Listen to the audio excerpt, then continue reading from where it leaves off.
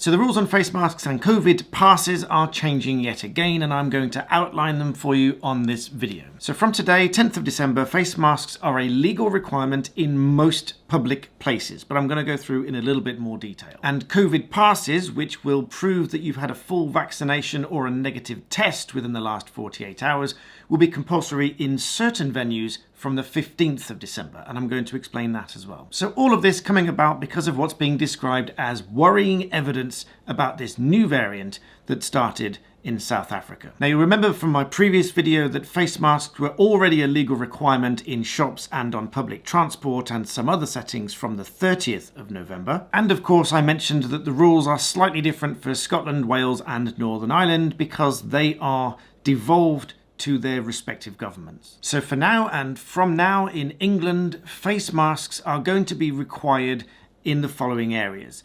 These include shops and supermarkets, shopping centres, which includes indoor markets, community centres, which includes village halls, youth centres, members clubs and social clubs, libraries, public reading rooms, polling stations, places of worship, crematoriums, visitor attractions and entertainment venues.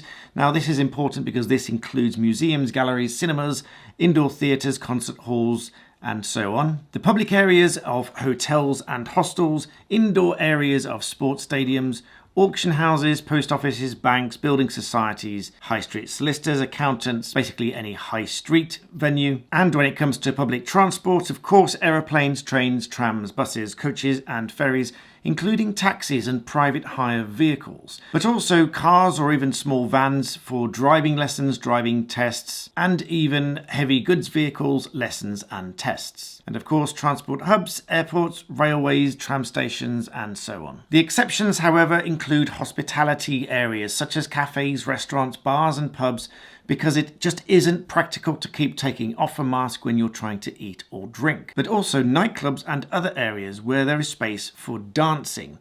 And some may find the funny side of this, but there is a serious side because it's not recommended to wear a face covering whilst exercising or during strenuous activity, including dancing. And so obviously this extends to gyms, exercise facilities, and photo studios and things like that. Now, as for employees, the rules now say that if the public are expected to wear a mask at that place of work, then workers and employees are expected to wear it as well when they come into direct contact with the public. As for a COVID pass, what this actually means is that you've got proof of 2 doses of the COVID vaccine, although it's not necessary to show that you've had the booster.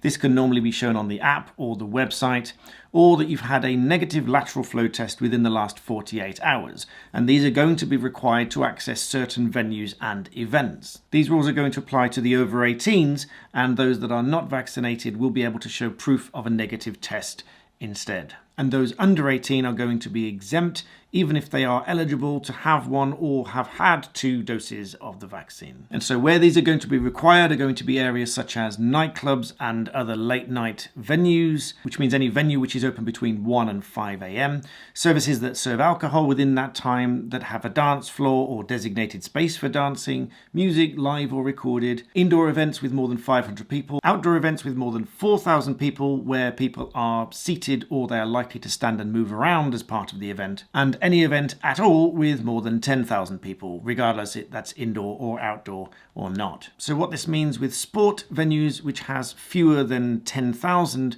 do not require one of these passes if they can ensure that they are seated throughout the event. So I know that that's a lot to take in, a lot to understand and a lot to comply with, so please do check the official sources which are linked below, because what we really want to avoid is being fined or at least threatened with a fine or having to challenge a fine for breaking any of these rules. So as always, please like this video and share it with someone that you think needs to see the information, and as always, thanks for watching.